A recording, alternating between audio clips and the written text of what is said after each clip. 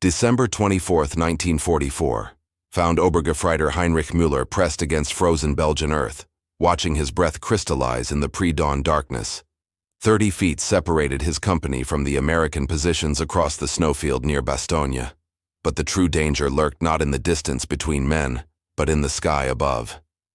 The young German soldier had survived 2 years of brutal Eastern Front combat, yet nothing had prepared him for what American artillery would unleash that Christmas Eve morning.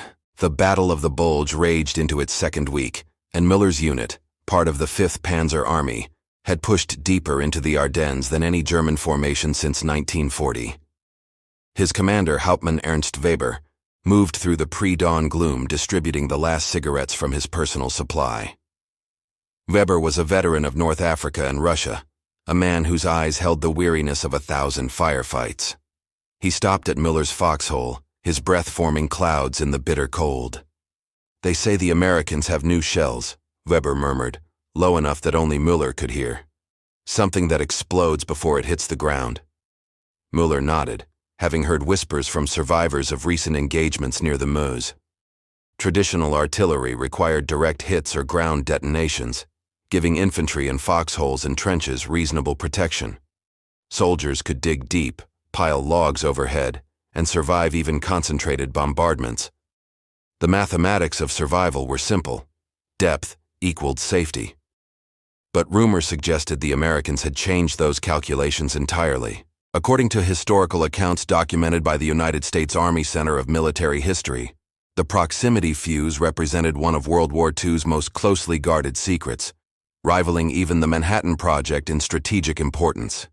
This revolutionary technology, developed jointly by American and British scientists, used miniature radio transmitters to detect targets and detonate shells at optimal distances, typically 20 to 30 feet above ground level. The morning attack was scheduled for 0600 hours. Müller checked his Karabiner 98 rifle for the dozenth time, his fingers numb despite thick gloves. Around him, 47 men of his company prepared themselves with the ritualistic motions of experienced soldiers. Lieutenant Karl Zimmermann, barely 20 years old but already commanding a platoon after his predecessor fell near Stavelot, moved among the men offering quiet words of encouragement. The German High Command had gambled everything on this offensive. If they could split the Allied armies, capture Antwerp, and force a negotiated peace, perhaps Germany could avoid total defeat. But the gamble required speed, surprise, and the ability to overcome American firepower with desperate courage. Hitler himself had ordered the attack, stripping the Eastern Front of precious reserves for this final throw of the dice. Müller thought of his sister Anna back in Hamburg, wondering if she still lived after the British bombing raids. His last letter from home, dated November 3rd, described rubble-choked streets and food shortages. The war that had begun with such confidence in 1939 now consumed Germany itself. Weber raised his whistle at 0555. In 5 minutes, they would charge across that snowfield. In 5 minutes, 30 feet would mean the difference between life and death. 8 miles behind the American lines, Technical Sergeant James O'Connor of the 328th Field Artillery Regiment checked the fuse settings on a 105mm howitzer shell. The young man from Pittsburgh had joined the Army in 1942, trained at Fort Sill, Oklahoma, and landed at Normandy 3 weeks after D-Day. Now, on Christmas Eve morning, he prepared to unleash technology that would revolutionize warfare. The proximity fuse, officially designated the variable time or VT fuse, appeared unremarkable to casual observation. Slightly larger than traditional fuses, it screwed into the shell's nose just like any conventional detonator. But inside its rugged casing lay a marvel of miniaturized electronics, vacuum tubes, radio transmitters, receivers, and batteries, all engineered to survive the crushing 15,000 G acceleration of artillery firing and the shell's spinning flight through freezing air. O'Connor's battery commander, Captain Robert Henderson, had briefed them on security protocols with unusual intensity. "If any rounds fail to detonate, you report it immediately," Henderson had emphasized during their December 20th briefing. "Command wants every dud recovered. The Germans cannot get their hands on this technology." As documented in historical records from the National Archives, American forces were initially forbidden from using proximity fuses in ground combat over enemy-held territory, precisely because of fears that unexploded shells might reveal the secret to German scientists. However, the desperate situation at Bastogne, where the 101st Airborne Division faced encirclement, had prompted General Eisenhower's headquarters to authorize their tactical employment. The fuse worked through elegant physics. As the shell descended toward its target, the miniature radio transmitter broadcast signals at approximately 180 megahertz. When reflected signals from the ground grew strong enough, indicating proximity to impact, an electronic circuit triggered the detonator. The result was an airburst explosion that showered shrapnel downward in a lethal cone, catching infantry in foxholes, trenches, and behind cover that would protect them from conventional artillery. O'Connor had witnessed the weapon's effectiveness 3 days earlier during a German probe near Foy. Traditional artillery required dozens of rounds to suppress enemy infantry in prepared positions. With proximity fuses, his battery had devastated an entire German company in minutes. The psychological effect proved as devastating as the physical casualties. Soldiers who had spent years learning to survive artillery through proper digging and cover suddenly found their training obsolete. Private First Class William Kowalski, O'Connor's loader, slid another shell into the breach. "How many we got left, Sarge?" 43 rounds with proximity fuses, O'Connor replied, consulting his ammunition log. "After that, we're back to contact fuses." The battery had received 120 proximity-fused shells on December 20th. They had expended 77 during 3 days of intensive firing. Each shell cost approximately $18 to produce, compared to $2 for conventional ammunition, according to wartime production records from the Office of Scientific Research and Development. Lieutenant Thomas Bradford, the battery's forward observer, radioed from his position near the American lines. His voice crackled through static, urgent, but controlled. "Fire mission. German infantry massing in grid square 8247. Estimate company strength. They're dug in but preparing to assault our positions." Henderson barked commands. "Battery fire mission. High explosive, proximity fuse, elevation 325 mils. O'Connor and his crew sprang into action with practiced efficiency. The hydraulic rammer drove the shell home. The powder charge followed. The breech clanged shut. O'Connor verified the fuse setting one final time, then stepped clear. "Ready," he called. "Fire," Henderson shouted. The howitzer roared, its barrel recoiling violently as the shell screamed into the dark sky at nearly 1,500 feet per second. Within the spinning projectile, tiny vacuum tubes powered up, having survived accelerations that would pulverize human bone. The shell arced upward through sub-zero air, reaching its apex at 4,000 feet, before descending toward Heinrich Müller's position. Müller heard the whistle, that distinctive ascending shriek that every infantryman learned to interpret in the first week of combat. Traditional artillery gave soldiers precious seconds to react. The whistle grew louder, indicating the shell's approach, then impacted with a ground-shaking crump. Veterans could estimate landing points and take cover accordingly, but this whistle behaved differently. It grew louder, louder still. Then suddenly, the explosion erupted 30 feet above the German positions. The physics were merciless. A conventional ground-burst explosion dissipated much of its energy into the earth, creating a crater but reducing the effective fragmentation radius. Foxholes 4 or 5 feet deep provided excellent protection. Artillery needed direct hits or extremely near misses to kill entrenched infantry, but an airburst at 30 feet optimized the lethal geometry. The explosion occurred at precisely the height where shrapnel descended at near perpendicular angles into foxholes, trenches, and behind earth berms. The shell casing, scored internally to fragment into thousands of irregular pieces, transformed into an expanding sphere of supersonic steel. Pieces ranging from thumbnail-sized slivers to fist-sized chunks radiated outward at velocities exceeding 3,000 feet per second. The blast wave followed microseconds later, a crushing wall of overpressure that ruptured eardrums and collapsed lungs. In his foxhole, Müller instinctively dove for the bottom as the explosion detonated directly overhead. Hot metal slashed through the air where his head had been moments before. Lieutenant Zimmermann, caught standing as he directed his platoon, was killed instantly, his body torn by a dozen fragments before he could react. The man in the foxhole beside Müller, a replacement from Hamburg named Peter Schultz, screamed once before shrapnel pierced his spine. According to technical analysis preserved in the Aberdeen Proving Ground archives, a single proximity-fused 105mm shell created a casualty radius approximately 50% larger than conventional contact-fused ammunition against personnel in the open.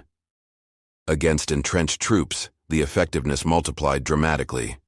Foxholes that provided excellent protection from traditional artillery became death traps beneath airbursts. Hauptmann Weber survived the first explosion by fortune rather than design. A fallen log, positioned as overhead cover, deflected several fragments that would have killed him, but he immediately grasped the tactical nightmare unfolding around him. His company's carefully prepared defensive positions, dug during the previous night's exhausting labor, offered no protection from this new threat. "They're not hitting the ground," Weber shouted, his voice barely audible over the continuing bombardment. "They're exploding in the air." More shells arrived, their proximity fuses triggering with mechanical precision. The foxhole line that had housed 47 men 5 minutes earlier became a killing ground. Each airburst swept the area with steel rain that found men huddled in holes they had believed would keep them safe. The mathematical elegance of the weapon's design translated into mathematical certainty of casualties. Müller pressed himself against the frozen earth, making his body as small as possible. Around him, the sounds of impact, screams, and ripping metal merged into a continuous roar. A fragment struck his helmet, denting the steel, but failing to penetrate. Another sliced through his greatcoat, leaving a burning line across his shoulder blade. The 30-foot detonation height meant that even deep foxholes provided inadequate protection. Shrapnel descended at angles steep enough to reach the bottom of most fighting positions.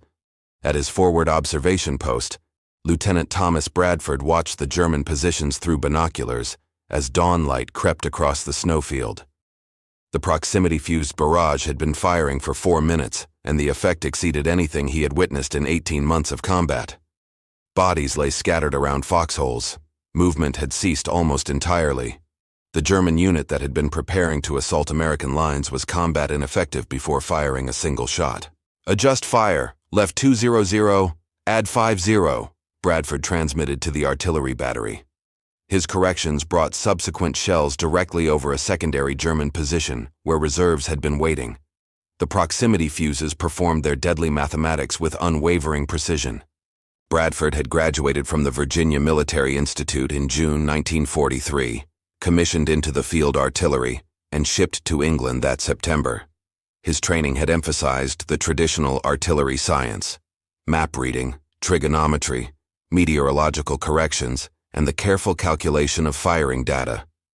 But no instructor at Fort Sill had prepared him for proximity fuses, because the technology had still been classified above top secret during his training period. According to declassified documents from the Office of Scientific Research and Development, referenced in historical research by historian James Finney Baxter III, the proximity fuse program began in 1940 after British scientists shared early research with American colleagues. The National Defense Research Committee, established by President Roosevelt, assigned Section T under Merle Tuvey's direction to develop a practical battlefield fuse. By 1943, the first combat-ready units reached the fleet for anti-aircraft use, proving devastatingly effective against Japanese aircraft in the Pacific. Ground combat use remained restricted until December 1944, when the German Ardennes offensive created circumstances desperate enough to justify the security risk. General George Patton's Third Army, racing north to relieve Bastogne, received priority allocation of the new ammunition. The combination of Patton's aggressive tactics and proximity-fused artillery would break the German offensive. Hauptmann Weber realized his tactical situation had become untenable. The attack scheduled for 0600 hours was impossible. His company had suffered approximately 60% casualties before his men had advanced a single meter. But retreat carried its own dangers. The Americans would massacre his survivors as they withdrew across open snowfields. He made a decision that would haunt him for the rest of his life. "White flares," he ordered the surviving men. "Signal surrender." Obergefreiter Müller, bleeding from multiple fragment wounds but still functional, stared at his commander in disbelief. German soldiers, particularly Wehrmacht regulars rather than Waffen-SS fanatics, had grown increasingly pragmatic about surrender as the war turned inexorably against Germany. But surrendering without firing a shot, before even engaging the enemy, violated every principle of military honor that had sustained them through years of brutal combat. "Do it!" Weber snapped. "I will not watch this entire company die to artillery before we can even fight back." The white flares arced into the dawn sky. Bradford observed them through his binoculars and immediately transmitted a ceasefire order. The artillery fell silent. The sudden quiet felt almost painful after the sustained bombardment.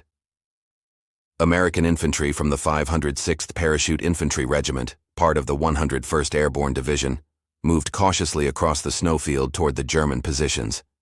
First Lieutenant David Winters led the patrol, his Thompson submachine gun ready despite the surrender signal.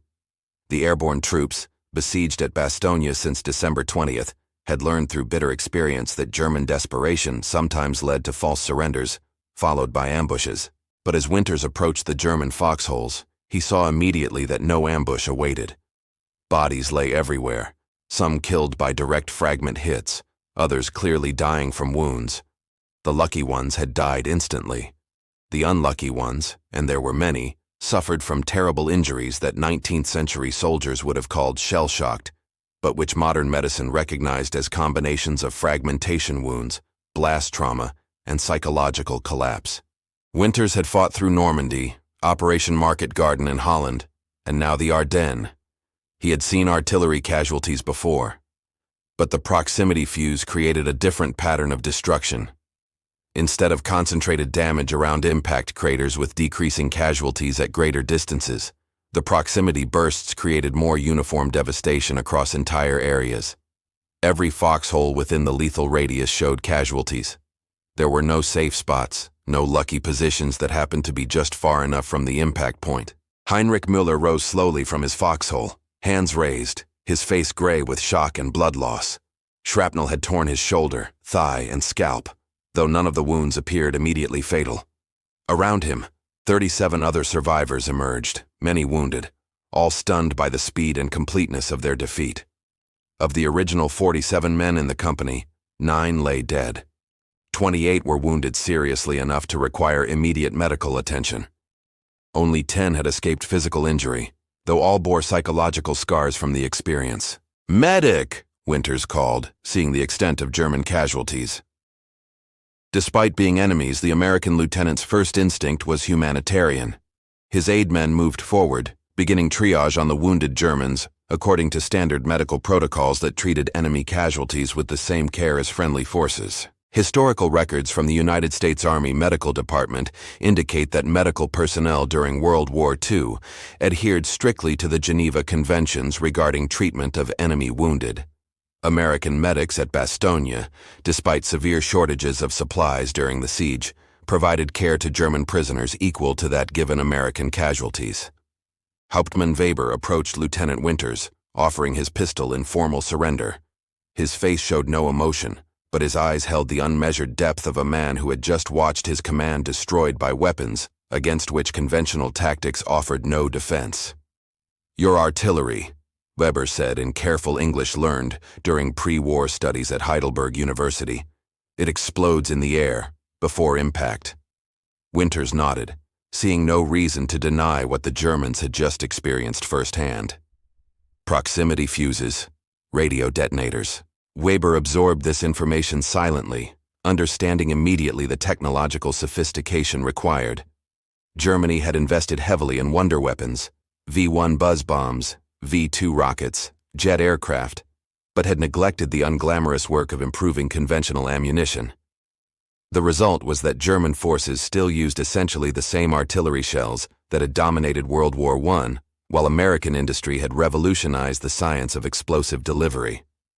"We could not defend against this," Weber said quietly. "Foxholes, trenches, they mean nothing." "No," Winters agreed, "they don't." The American lieutenant gestured toward the rear areas where German prisoners would be processed. As Weber and the survivors trudged through the snow toward captivity, Müller looked back at the foxhole line where his company had waited that Christmas Eve morning. The holes themselves appeared undamaged. No massive craters marked artillery impacts. But the men who had sheltered in those holes were dead or wounded just the same, killed by steel that descended from above, rather than arriving horizontally. At Supreme Headquarters Allied Expeditionary Force in Versailles, General Dwight Eisenhower reviewed casualty reports and ammunition expenditure data from the Battle of the Bulge. The Proximity Fuse's battlefield debut had exceeded even optimistic predictions. German infantry, legendary for their defensive tenacity and tactical skill, were surrendering in unprecedented numbers after experiencing proximity-fused bombardments. The statistical analysis, compiled by operations research teams attached to the 12th Army Group, revealed staggering effectiveness multipliers. Traditional artillery required an average of 420 rounds to neutralize a prepared infantry company. Proximity-fused ammunition achieved the same result with approximately 90 rounds, a nearly five-fold increase in efficiency.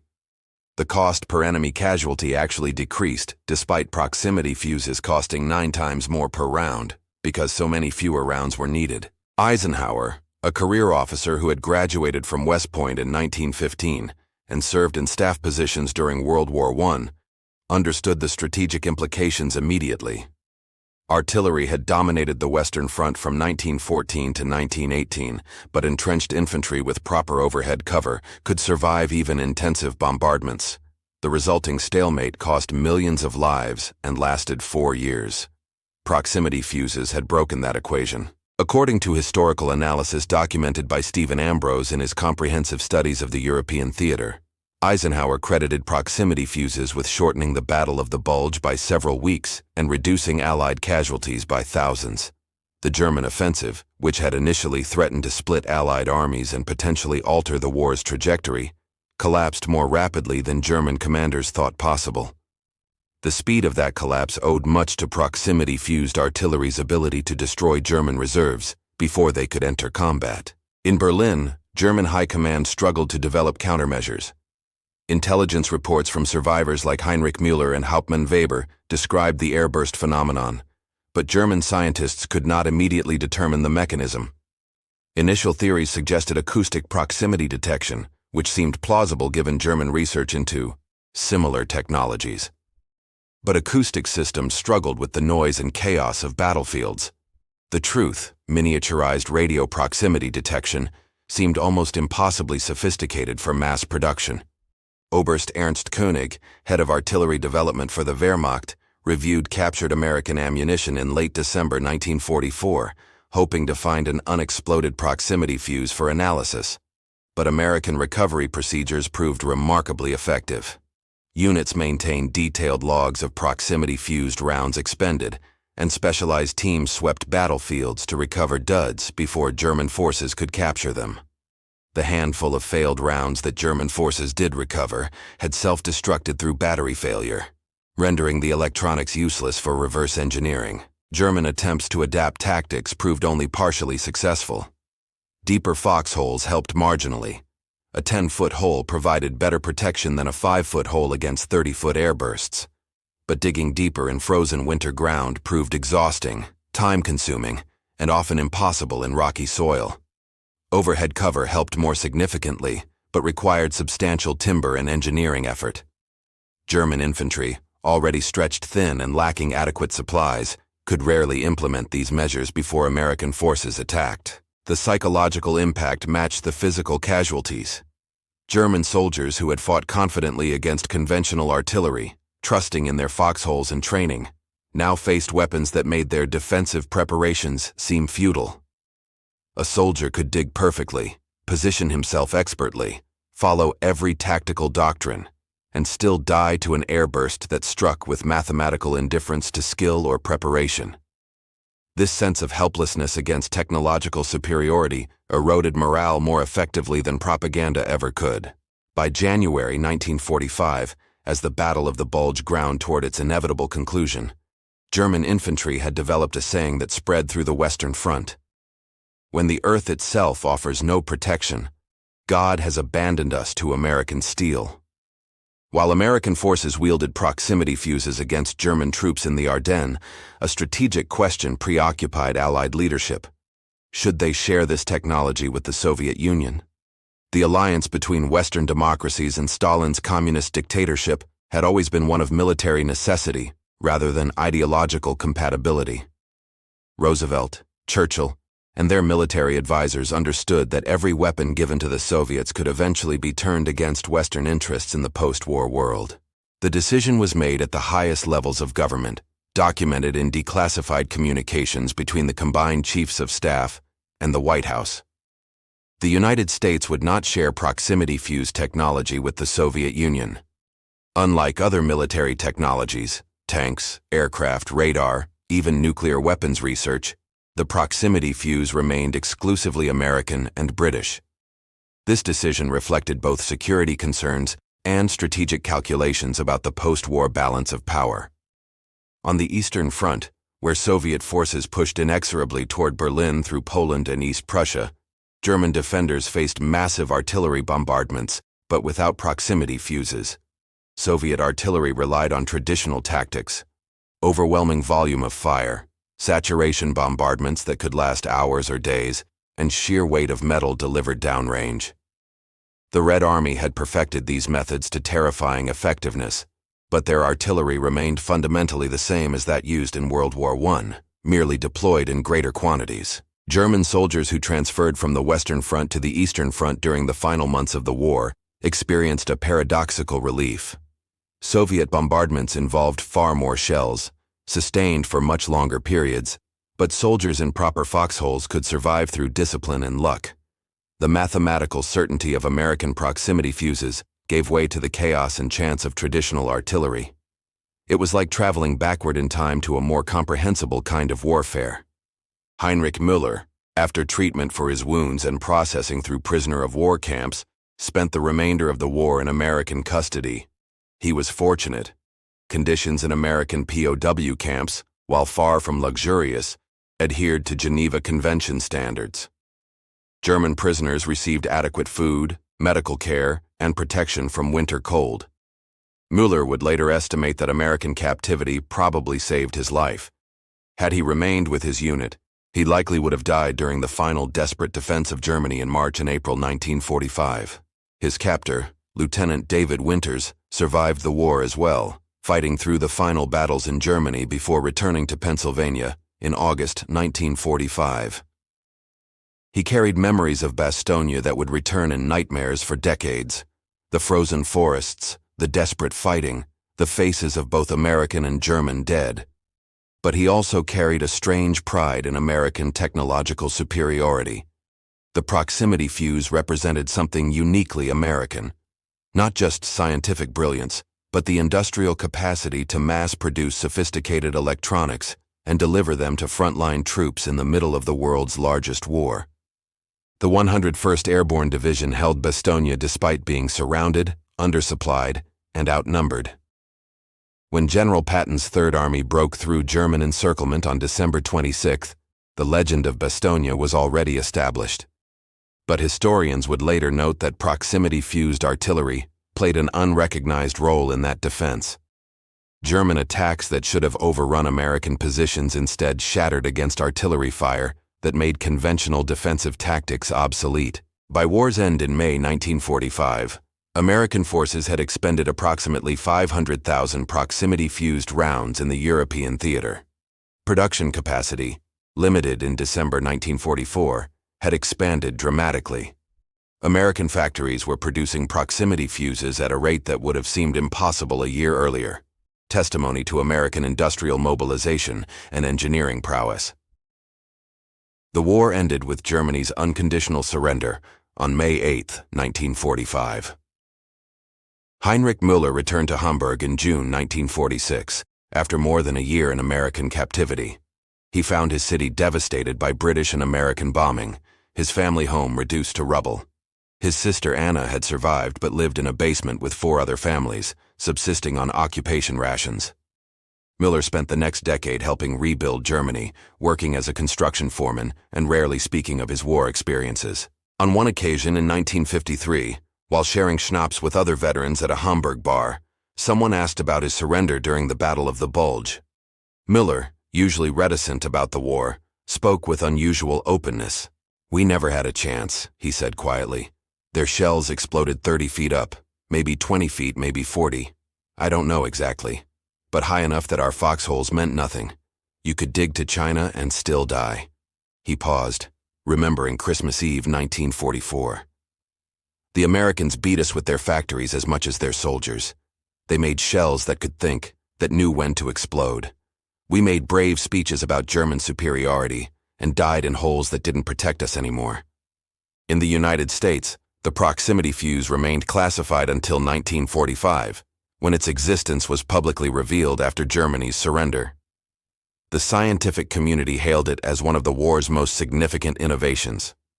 The technology pioneered for artillery fuses would eventually lead to advances in electronics, radar, and missile guidance systems that shaped the Cold War era and beyond. David Winters returned to his family's farm in Pennsylvania, married his childhood sweetheart in 1946, and lived quietly until his death in 1992. He rarely spoke of the war, but in a 1988 interview with a local historical society, he reflected on proximity fuses with a veteran's pragmatism. "It was a terrible weapon," Winters said. "Terrible in what it did to men in those foxholes. But war is terrible, and we were fighting to end a terrible thing. The proximity fuse helped end the war faster, and that meant fewer men died overall. American, German, everyone. I've made my peace with that. Peace." Technical Sergeant James O'Connor remained in the Army after the war, serving in Korea and Vietnam before retiring as a master sergeant in 1968. He kept a deactivated proximity fuse on his desk throughout his career, occasionally explaining to young officers how American innovation had changed warfare. The fuse, no larger than a man's fist, seemed an unlikely revolutionary weapon. But O'Connor understood that revolutions often arrived in small packages. The proximity fuse's influence extended far beyond World War II. Anti-aircraft missiles, surface-to-air weapons, and modern artillery shells all employed descendants of that Christmas Eve 1944 technology. The principle, detecting targets through electromagnetic sensing and optimizing detonation geometry, became foundational to modern weapons design. The 30 feet that separated Heinrich Müller from death became a metaphor for the narrow margins of modern warfare, where technology could render traditional tactics obsolete in an instant. Hauptmann Ernst Weber, Müller's commander who ordered the white flares, spent 3 years in Allied custody before returning to Germany in 1948. He never forgave himself for surrendering without fighting, despite recognizing that any other decision would have resulted in his company's complete annihilation. He wrote about his experiences in a 1956 memoir that few people read, including this passage: "The Americans did not defeat us through superior courage or tactical skill. They defeated us through superior science applied to ancient problems. While we dreamed of wonder weapons and vengeance, they quietly perfected the simple artillery shell until it became unstoppable. That difference, perhaps more than any other factor, explains why we lost. The Battle of the Bulge cost approximately 19,000 American lives, with tens of thousands more wounded. German casualties exceeded 100,000 killed, wounded, and captured. The battle represented Nazi Germany's final offensive operation, a desperate gamble that failed partially because German troops could not survive American artillery bombardments long enough to execute their tactical plans. The proximity fuse, that small electronic marvel, had changed the mathematics of warfare in ways that German military science could not match. On Christmas Eve each year, in a small apartment in Hamburg, Heinrich Müller would sit alone with a glass of schnapps and remember the morning when steel rain fell from 30 feet above his foxhole. He would remember Lieutenant Zimmermann, killed before he could grasp what was happening. He would remember Peter Schultz's scream. He would remember the sudden understanding that the world had changed, that warfare had evolved beyond the tactics he had learned, that technology had rendered courage insufficient. Then he would toast the friends who died that morning, thank whatever providence had allowed him to survive, and return to the business of living in a rebuilt Germany that had learned hard lessons about the costs of war and the dangers of technological overconfidence. The proximity fuse had taught those lessons efficiently, mathematically, in the span of 30 feet that separated a man in a foxhole from the steel rain falling from above.